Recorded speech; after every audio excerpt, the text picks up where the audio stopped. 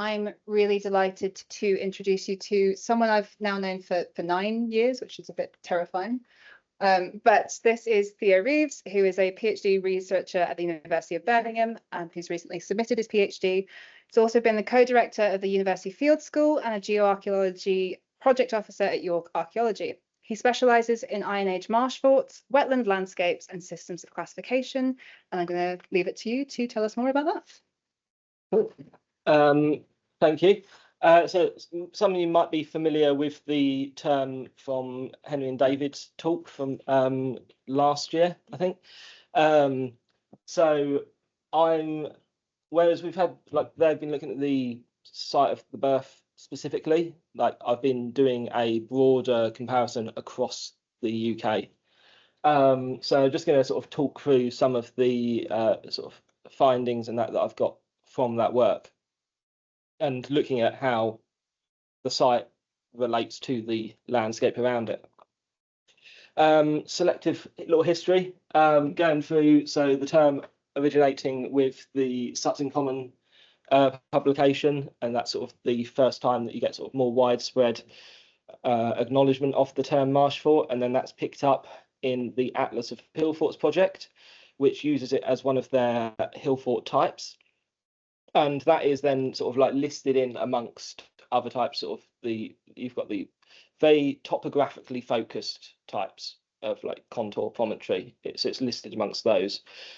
And then that went into my master's thesis. Then also sort of contemporary, there is Sheila Norton's PhD, which looks at them, but then takes a very much paleo-environmental sort of focused view, whereas I've again gone for this broader comparison of patterns.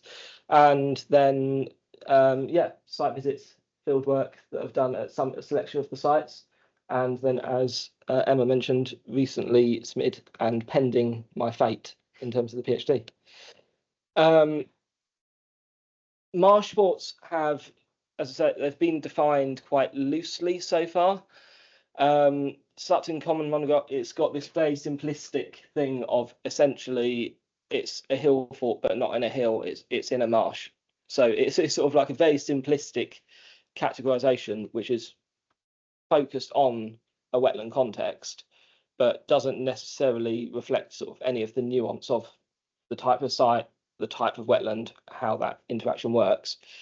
The Atlas of Hill Forts again picks up a very simple, it's just focused on it being in wetland, as well as their primary criteria for including as a hill fort, which is dependent on dominance, scale of earthworks and size.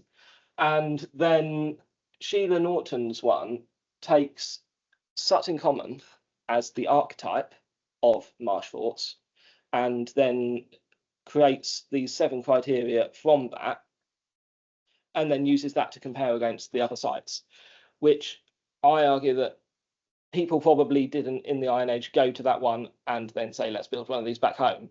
So that then possibly doesn't work as a system of defining all of them.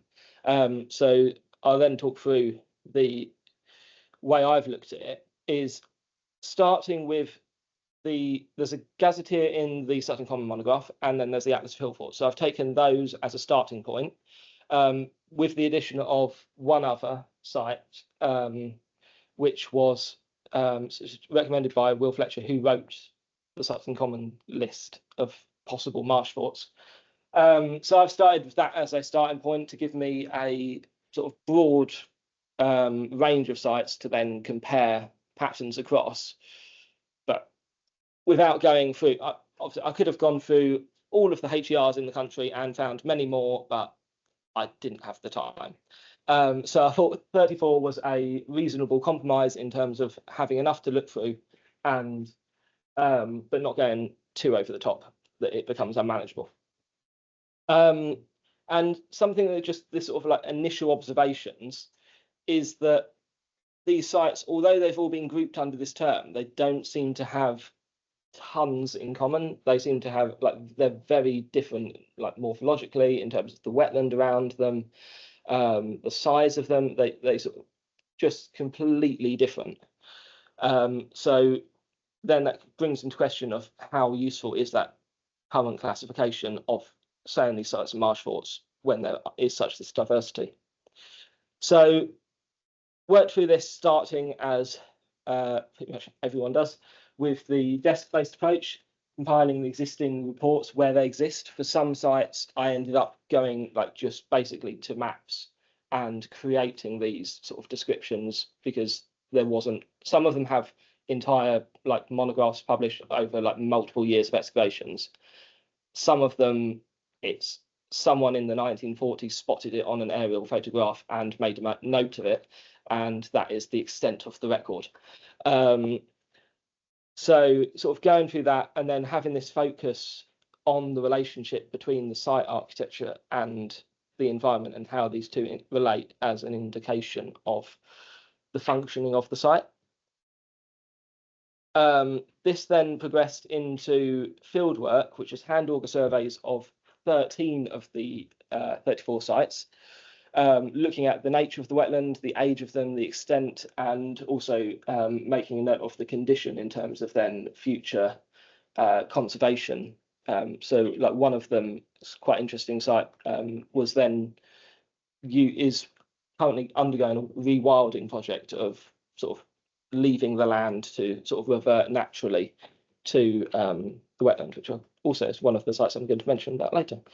So then looking at the stratigraphic analysis of the deposits, how they then relate to the enclosure, and where possible, getting dating sample of the sediments to confirm that it was wet at the time of the hillfall or the marsh-forts or whatever.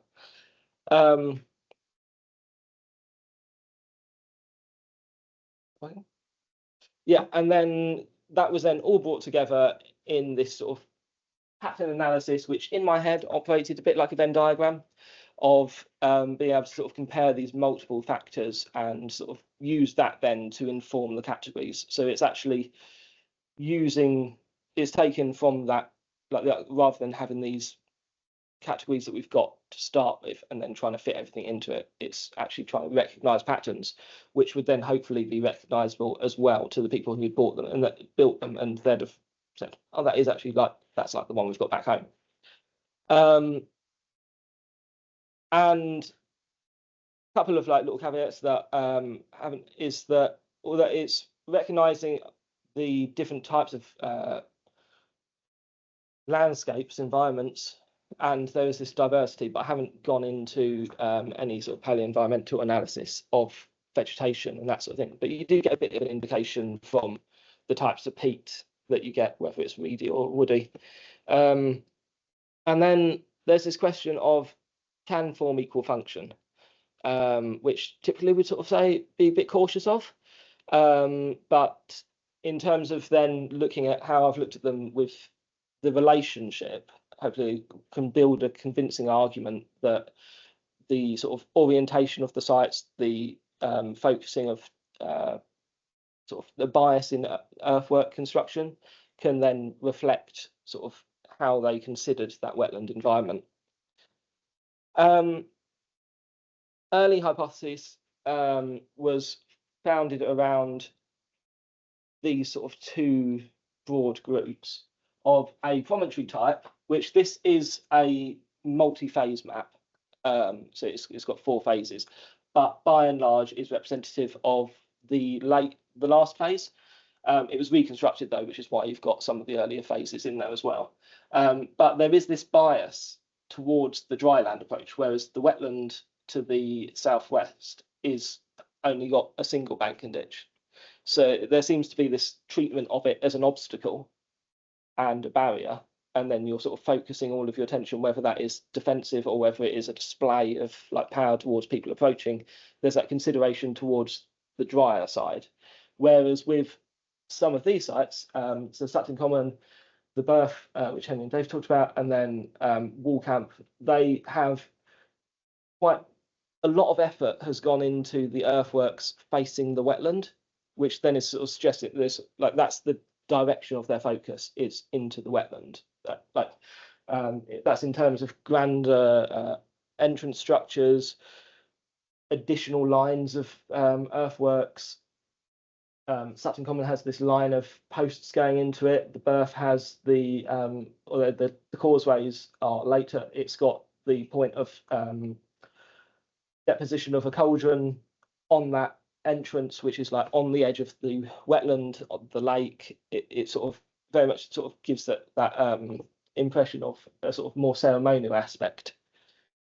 So that's sort of like the early hypothesis, and then building on that, then sort of, as I said, gone through the GIS, sort of creating these maps, drawing from multiple different data sources, the sort of VGS, both the mapping and borehole data, sort of to corroborate that. Looking at the LiDAR as well, and any other records that can be possibly drawn, any fieldwork reports, that all gets then drawn into then adapting these maps to represent the landscape of each. And then following that, I then went into the fieldwork. So this is the first of the site. Athelney is famous to some as the site that Alfred retreated to from the Danes and built a fortification there, later a monastery, which then got destroyed, and it is now just a hill. And this had so it's sort of these two sort of hills, a bit of a saddle in between, and then this is then surrounded by this marshy ground, which this is the site that's been rewilded, because this land is very evident, like the amount of drainage ditches around it, that a lot of effort has to go into it to keep it dry, and that is then one of the motivators in this transition from it being used as agricultural land. It then got sold to this rewilding charity, who are then leaving it to become wetland. And I think pretty much every year since, I have seen somewhere on social media a photo of it flooded. So that as soon as that active drainage stopped, it sort of just becomes wet. So that gives you an idea. And then also sort of around that time of Alfred, like there's chroniclers talking about how wet it was and how inaccessible this site was. The site, as well as being famous for that, is famous as the first episode of Time Team and the 100th episode. So that is where it began, with the hair. And then, so it did 4 boreholes across the site.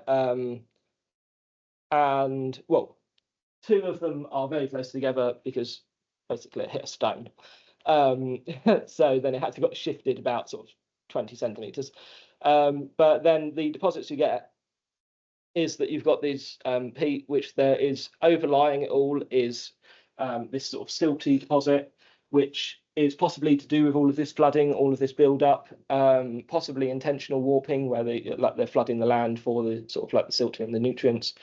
But that is all overlying this peat formation, which then in turn is overlying a blue clay. And that, when you then look at the wider thing, is sort of very much it's on the edge of the levels. So it's going to be that original like marine clays there. Some very, very nice wood. And in the peat, which has then been dated and shows sort of you've got then peat formation from around 2000 BC to about 500 AD, and sort of more or less sort of it's like continuous. And then, as you can say, like even today, field observations, you can tell that it's still wet. So you've got that sort of like landscape around it. And then how then this relates to the enclosure is that the only possible Iron Age thing, this is where it gets tenuous, is whether or not it is an Iron Age fortification. It has a ditch around there, which has got bits of pottery, which for anyone familiar with the area, the pottery in that area is notoriously difficult to date for the Iron Age to sort of like Anglo-Saxon sort of stuff. And it has then got a piece of cattle bone in it, but then that is dependent on whether or not that is residual or original. But they are currently, or within the last year, I think they've been doing some excavations there. So hopefully the results of that will help build upon this. But you get this idea that it is cut off by the thing. But then if that is the only earthworks, then they're facing the side which has got the closest approach. There's possibilities of a causeway going across here. I think there's Bronze Age and medieval causeways going across, so seems plausible that there might have been an Iron Age one in between. Belsars Hill, moving over to Cambridgeshire.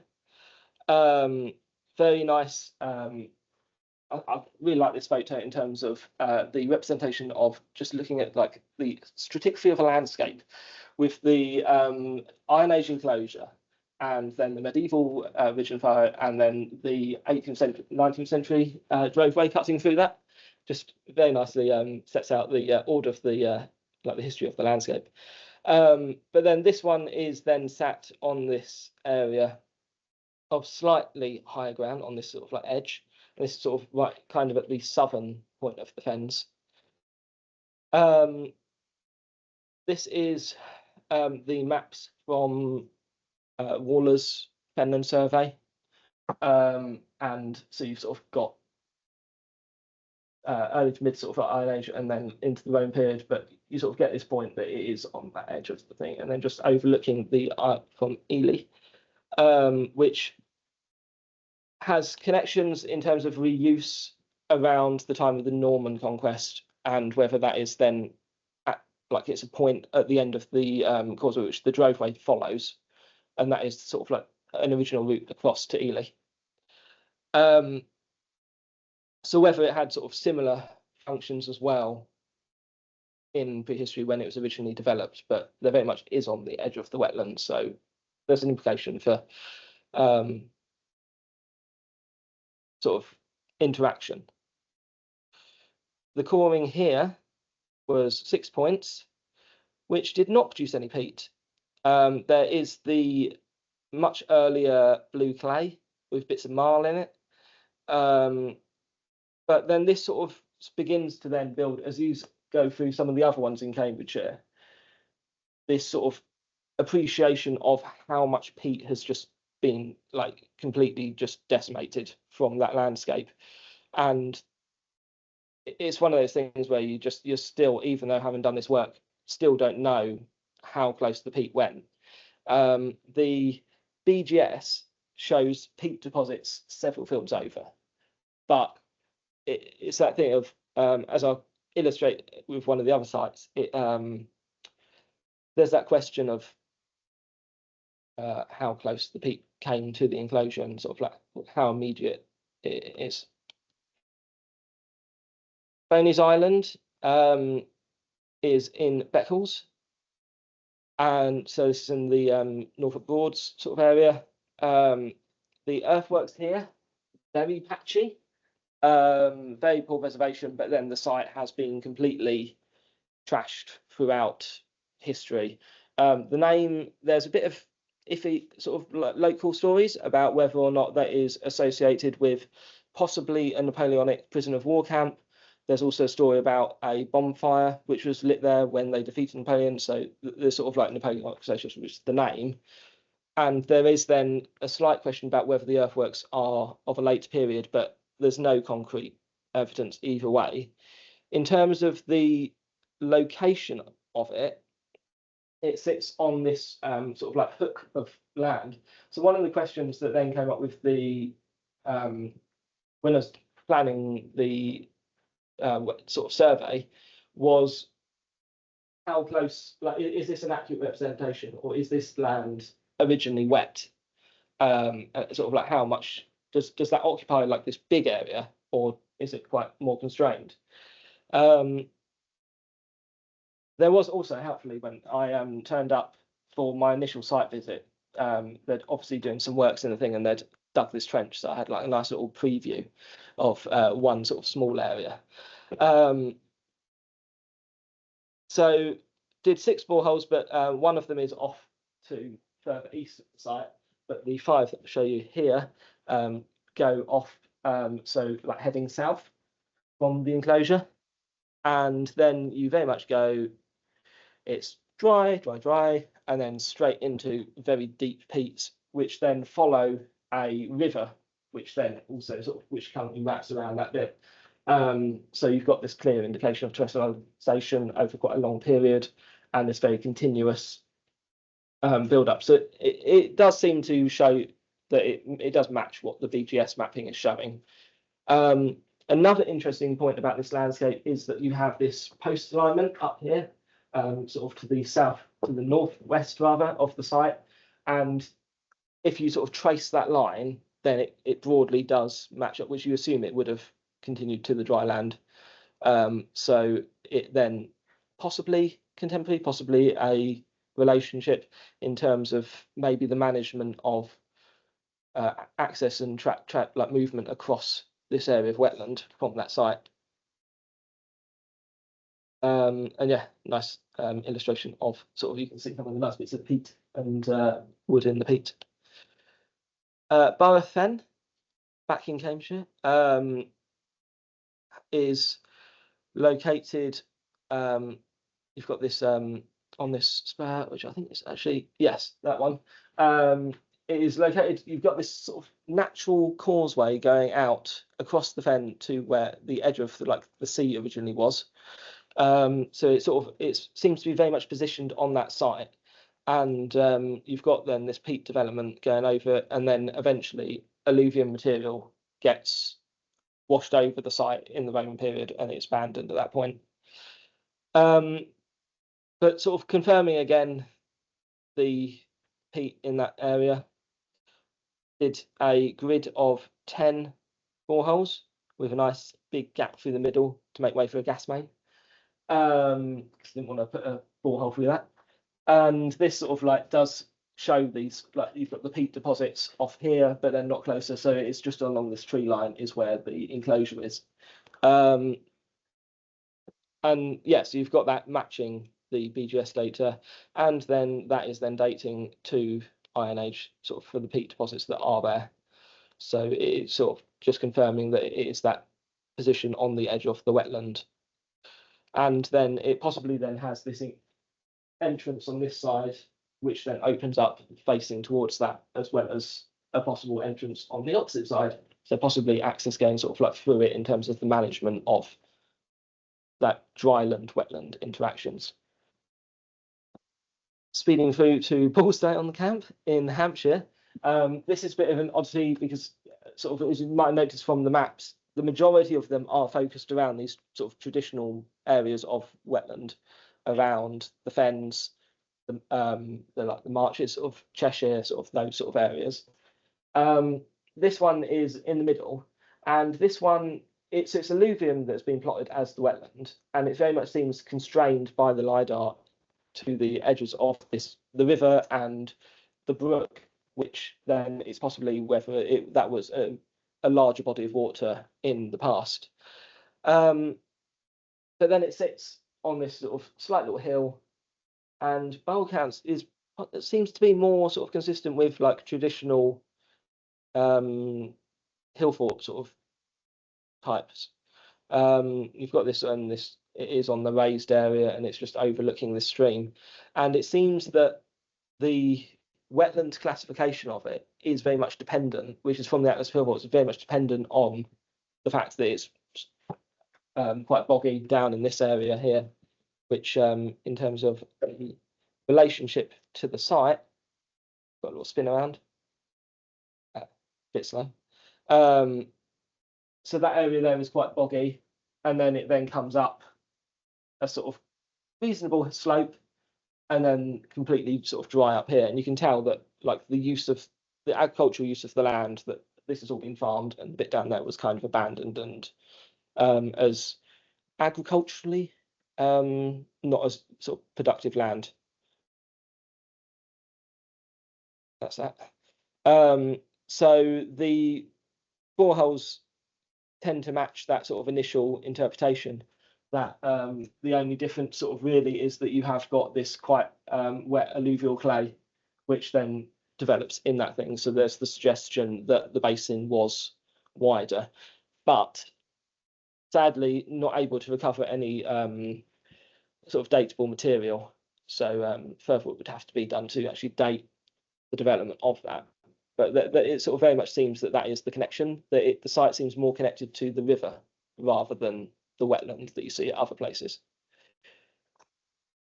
Cherbury Camp is quite an interesting one. So this one is sort of similar sort of style to that, but a lot flatter. So this has been surveyed and it's got occupation in the interior. There is there was excavated in the 30s, 40s, I think, and part of then the suggestion of, so around that time, someone did a survey of the landscape and went and said there's all of this marine shell over it, and there's like never seen so many shells associated with like aquatic like mollusks in my life, and this is definitely such a wet place. And then at the same time, so when they were excavating, they spotted a trail of stones which was spread out from the entrance going eastwards across to the area of higher ground, and they're like, oh, this is possibly the remains of like a causeway, and it's really, really wet.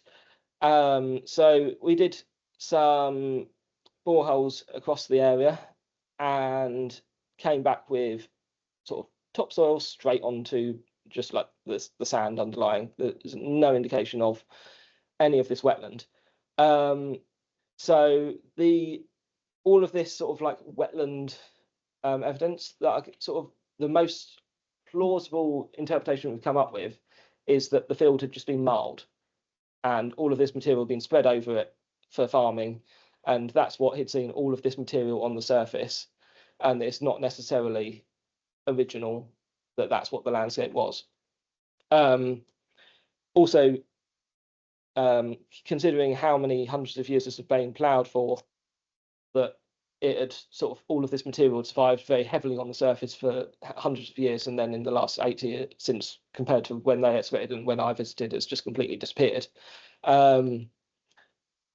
So yeah, so there's sort of some questions about that have then come out of this, which caused then it to be reinterpreted, because then it's this question of, if it's not there for the wetland, it's not got the topographical elevation, are there things in the landscape we're not seeing in terms of possibly sort of just terrestrial trade routes and sort of movement across that landscape, which isn't necessarily around the rivers and stuff.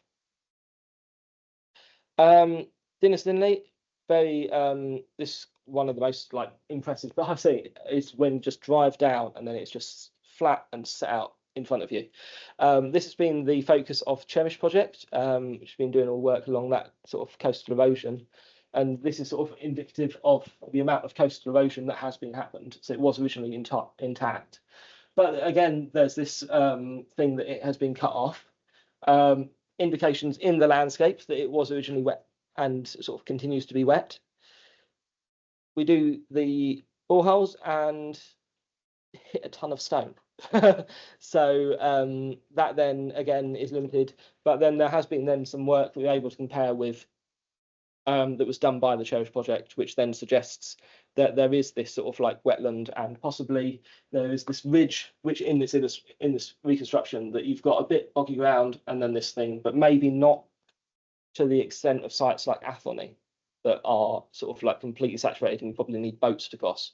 It very much brings out that sort of spectrum of wetlands. Island Covert is one of the smallest sites that I've looked at, and this is quite interesting. So this is, again, the earthworks very degraded, such as that at Boney's Island, and again, unconfirmed Iron Age. But so there's been some surveys there, which then was able to rectify with LiDAR data to correct the next one. There's a single survey, which was published twice by two different people, and evidently had a disagreement about where exactly the enclosure was. But with LiDAR, it was able to then rotate and work out which one it was. And the coring here has suggested this area of wetland to the bottom of the to the south of the enclosure, but quite sort of localized, just boggy ground. It doesn't seem to necessarily be a wetland environment around it. So perhaps it was, and it was quite boggy at the time of visiting. So perhaps it's more of a modern thing rather than necessarily that we can consider this to be a marsh fort. I think actually I missed on the previous slide. just in terms of the location in comparison to the river, it's quite away. And even in 2007, where you've got probably like the largest floods for decades in Worcestershire, there's aerial photos of the flooding, and you can see the site several sort of like quite away from anywhere near the flooding. So it's unlikely to have actually been sort of part of this wetland landscape that its inclusion in the term marsh-forts might suggest. Petroton Camp, equally, you can tell I'm reusing some photos from a couple of articles I've done. This one, had been geophysics had done, but had been mislocated. So when you rotate it, it conveniently matches up that the survey actually matches up with the field boundaries when you rotate it, as opposed to the previous alignment. And it is actually only one enclosure as opposed to two, which the initial depth space assessment suggested there might have been two enclosures that are like on top of each other, but there's only one. And then this changes this interpretation, because the rotation means that the entrance goes along this ridge line, and then on the side where you've got the wetland, it is open. Possibly it might have had palisade or something that we're not seeing, but there is definitely the two sets of earthworks on the side where you've got the dry approach, where you've got possible wetland on either side. There's a single banker ditch, so it very much, like, again, is this suggestion of the directionality and like access into the enclosure, and the treatment of the wetland or water as an obstacle as opposed to a sort of resource, possibly.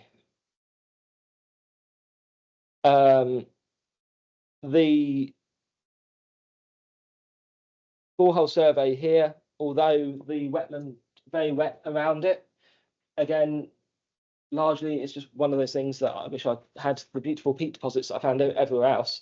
But it was largely degraded, but the land has been ploughed very heavily for quite like a few decades, if not centuries. The earthwork's been completely pretty much wiped out and only really visible very slightly on the LiDAR data. So there's again that suggestion that we might have had considerable wetland deposits there which have just been lost. And sort of a bit of a harrowing sort of like story about landscape change and all that. Stony Camp, again, equally has been plotted on, so that one was completely ploughed out again. All of the earthworks there, which are surviving, are reconstructions following the excavation.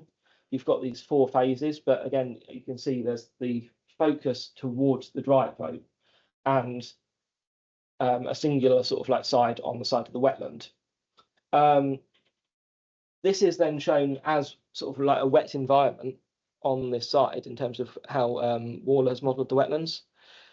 The survey that we did didn't find anything. It just went straight down onto the possibly Boway Drove bed, sort of like the tidal sort of stuff that comes in. But then in terms of whether there was any like Nordelf peat on top of that, if there was, it's been ploughed. And this one then, just in terms of the wider landscape, is quite an interesting one that you've got. You can see on this like wider landscape LiDAR image that you've got the roots of the ancient rivers, which are Roddens, which are left where you've got the peat has then formed, and then you've got the rivers cutting through it. But then the peat has degraded through oxidization, through agricultural ploughing, and the silt, which is filled in the rivers, survives, sometimes in places like 1 to 2 meters higher than the surrounding peat, just as an indication of the amount of peat that has been lost in that landscape. So it's sort of quite a sort of like harrowing sort of like tale, really, in terms of that, particularly when we think about climate change, all that sort of thing, about that, this substantial amount of peat that's been lost.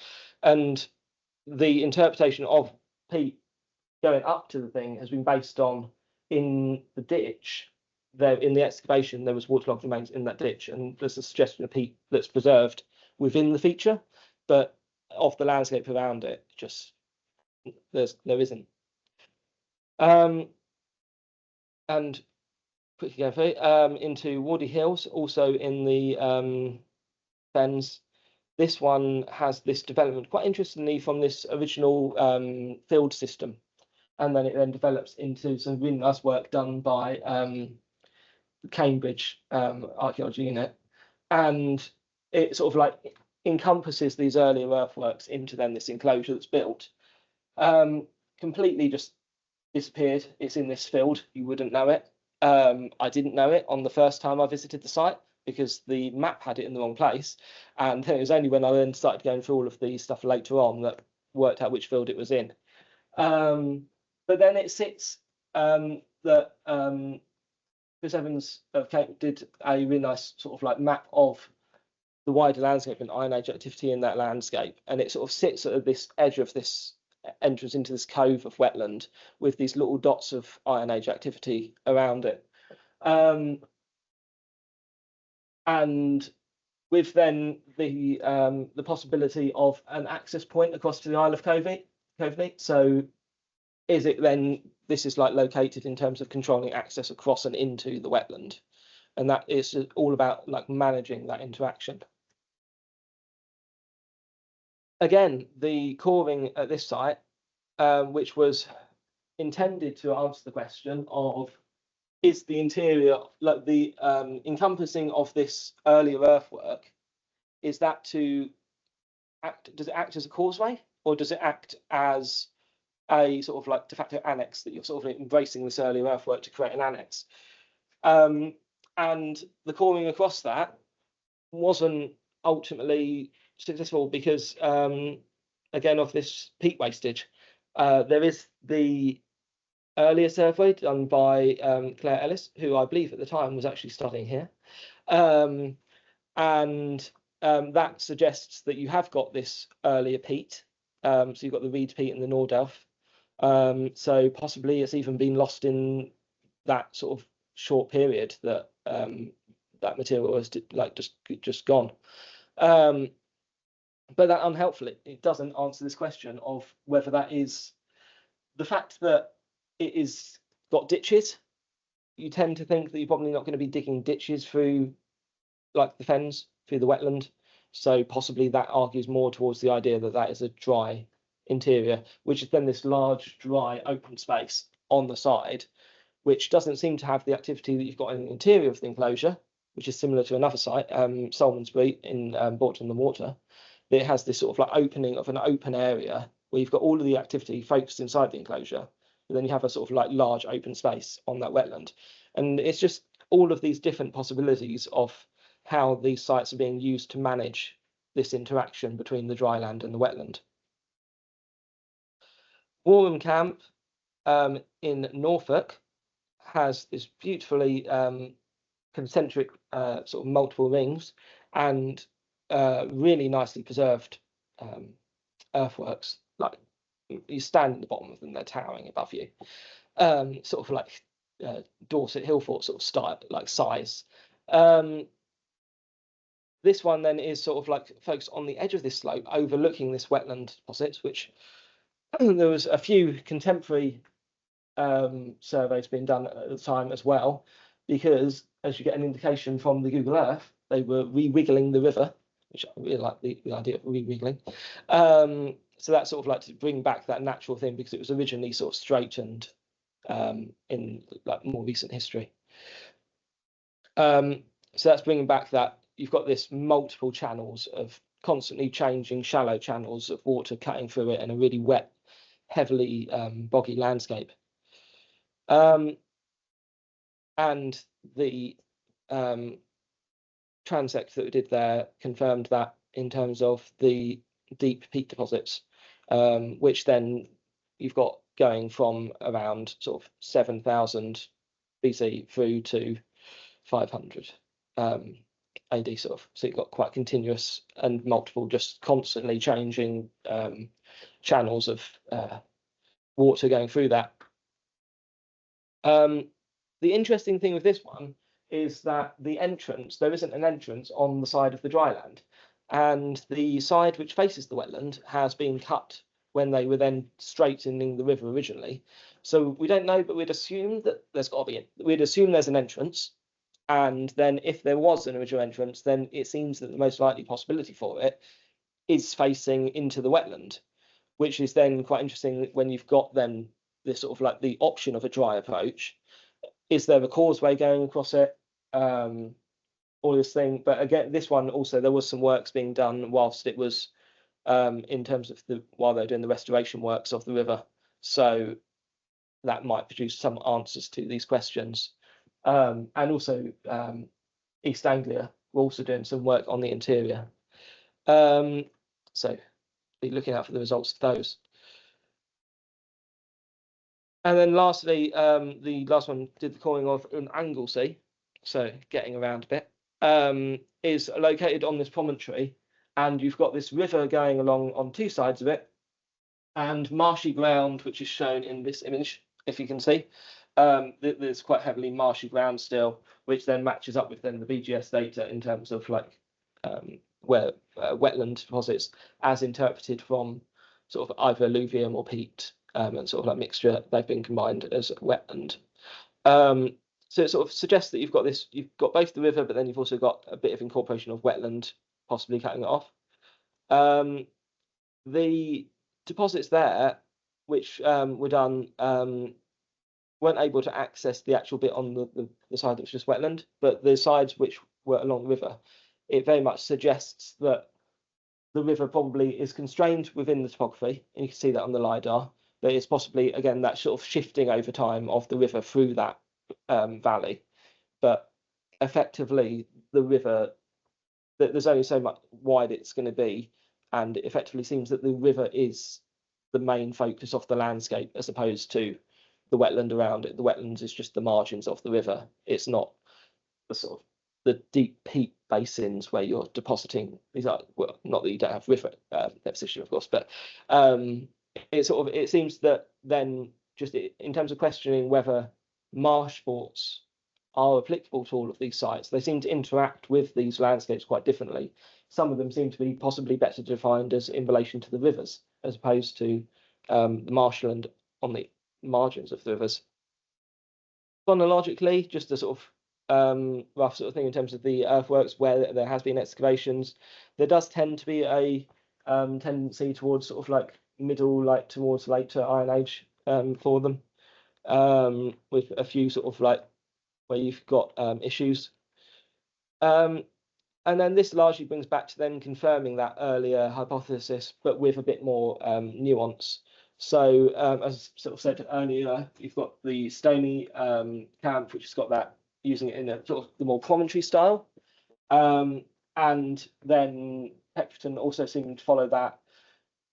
Bower Hill, Oakmere sort of also, and these ones, a bit more of a question because is it the lake or the marshland around that one? And then with this one, that quite a lot of this seems to be following the river. So it's a question of how much of the wetland was the river at the time, how much was developed, and all of that sort of stuff. So it has then developed these new categories. There's this question about the river sort of side ones and the focus on the river.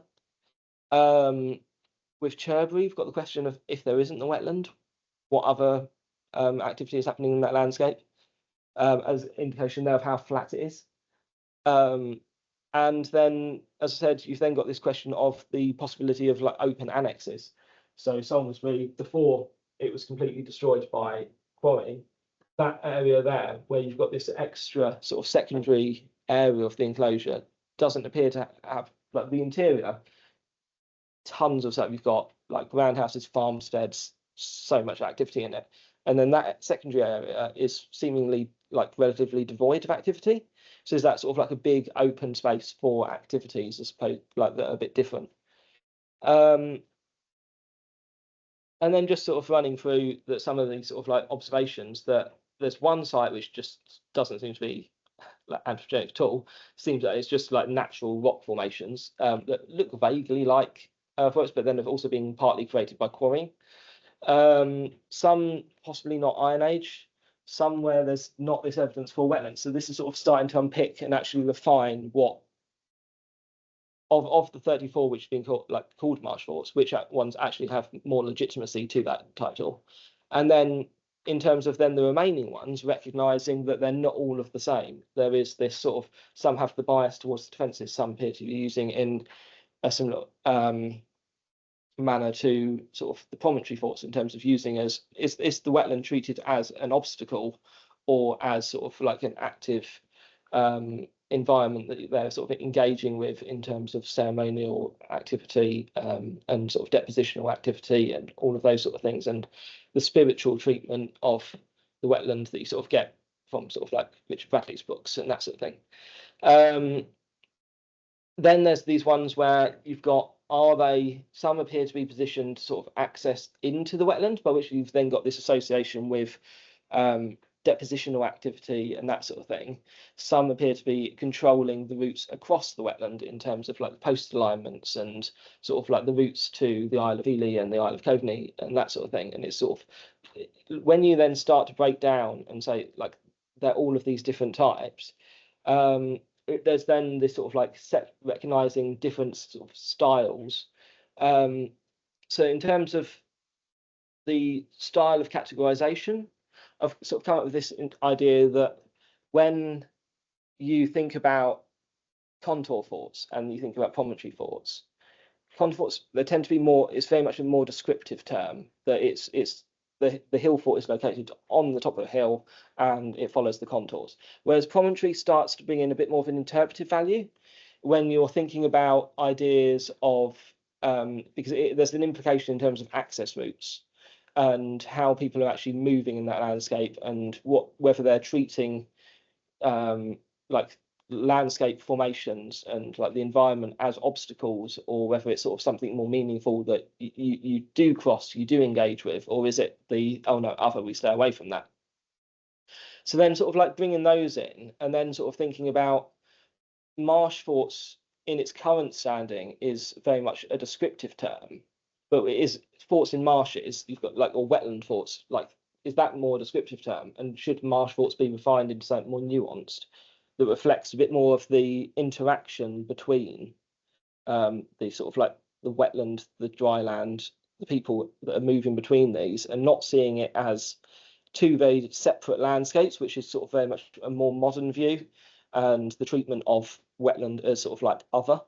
And then it's then just this that marsh forts, as it currently stands, just instills this false sense of commonality, where you have got this quite broad like divergence amongst these different sites, and they do need refining.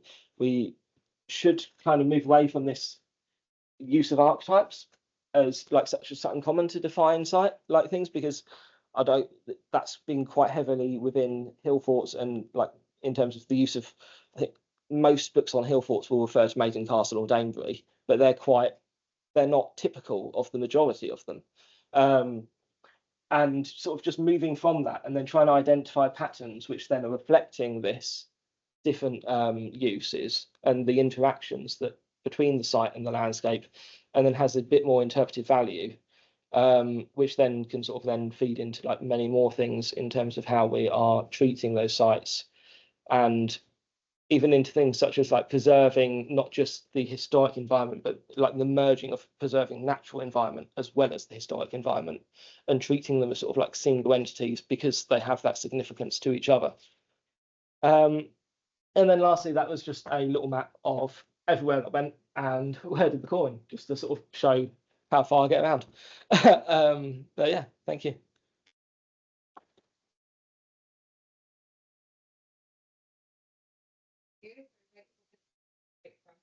Which I always find really impressive. But, do we have any questions either in the room? No?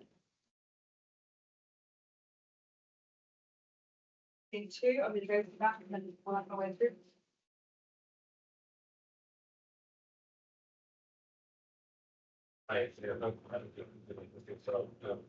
First question I've got is that I wondered how helpful you found the atlas jokes. I've found one getting myself, and it's quite a lot of the data is heavily dependent on the quality of input seen with it.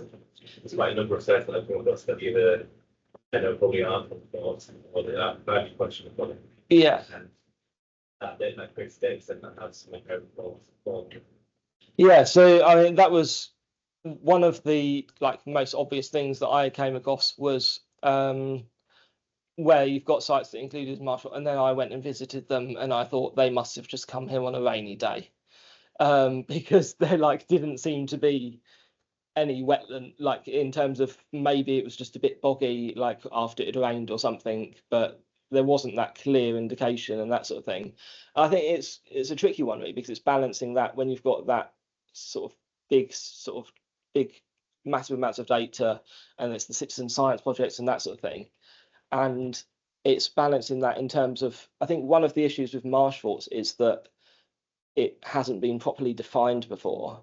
So when then they're sending people out to say, oh, tick the box if this is a Marsh-fort, that if there's no clear definition of no one really knows what a Marsh-fort is beyond, it must be marshy, then just very much then you end up with lots of different people putting different things in, and it's a sort of tick box approach, which then the data doesn't necessarily fit into it. So I think there's issues with that in terms of it's that balance of wanting to quantify data, but then by quantified data, you kind of lose the bits, you ignore the bits that don't fit in to that, into the boxes. And then the more and more you do of that, it then completely changes that data that's in it, I think.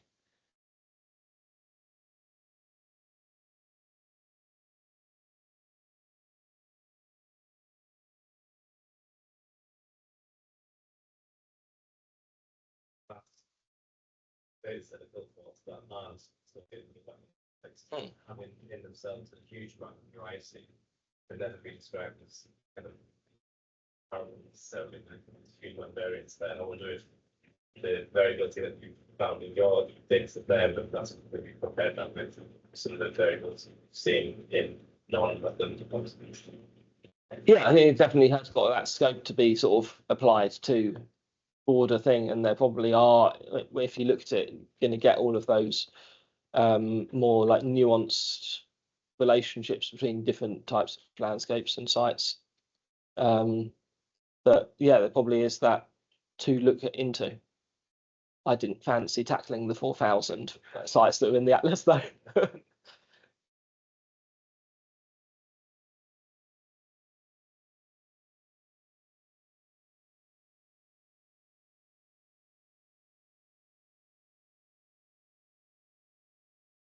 was curious, in Hmm. are there any areas where you see achieve similar accessible to distributed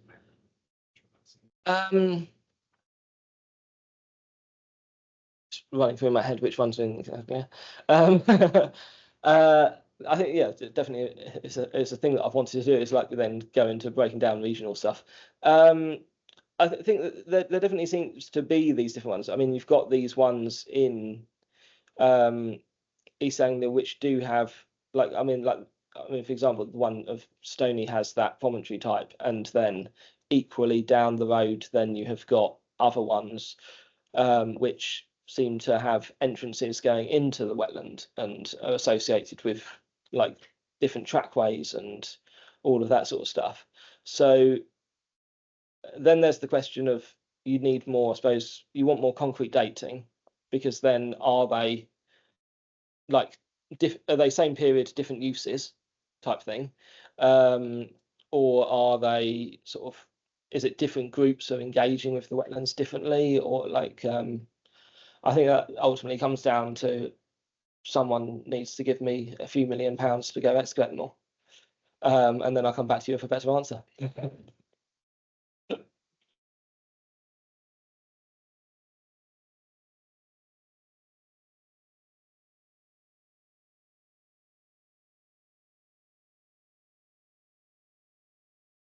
Andre has asked, in some forts, production activities were identified. What type were they?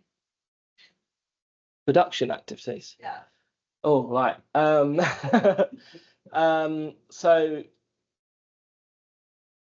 quite a wide variation. You've got at Sutton Common has 150 four-post structures in it, which are like typically associated with grain storage, which kind of makes sense when you're not going to dig pits to store your grain in, like right next to the wetland. But then equally didn't seem to have lasted that long, the site overall, and was then abandoned, sort of, so maybe even the raised structures weren't that useful. There's other ones which have sort of evidence of metalworking. So the Birth has ideas of, I think Peter Gilling found some crucibles in it, and something that we've been toying with is the idea of it as a centre of, which I think Henry and Dave touched on, it's the idea of it as a centre of like metal production. And then maybe with having that the cauldron in the wetland, if you're then thinking about boggle and the wetland as a resource, and I seem that because I think it's every like 20-25 years or something boggle replenishes. So if you're then doing that sort of small scale extraction of it, it's a seemingly endless resource, and that maybe then the deposition into that is maybe like the creation of that entrance and that enclosure is like monumentalizing that reciprocal agreement, like where you're putting sort of objects of maybe it's a bit of a stretch based on like one cauldron, but although we have found a nice little metal, I think we called it a little metal fish, we're not sure exactly what it is, but you've got these like deposits in the wetland, and whether then that's a reciprocal thing that they're getting then the material from that to do the metalworking on the site. And then other sites you've got seemingly sort of quite you've got collection. I think one of the sites has quite a lot of mushrooms in one of the ditches, which were originally interpreted as leather, but it was then like found out that they're actually like a load of mushrooms that people have been put into it, where you've got quite a lot of, and then I think you've got bits of like animal sort of like various different things to do sort of like animals, and yeah, there's such a broad things across these different sites, and but then equally there's quite a few sites which have got this evidence. Most of them haven't been excavated, so to be able to then draw those comparisons, I think you want more data really to actually sort of is there to determine whether there is that relation between what's happening inside and then how they engage with the landscape.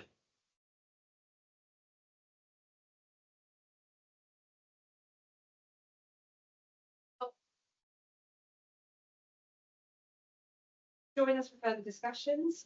So in response to that, I have to say thank you to our audience in person, our audience online. Please do join us next week for one of our own, which will be Thomas Matthews Bowmer doing nuptiality in the Roman North.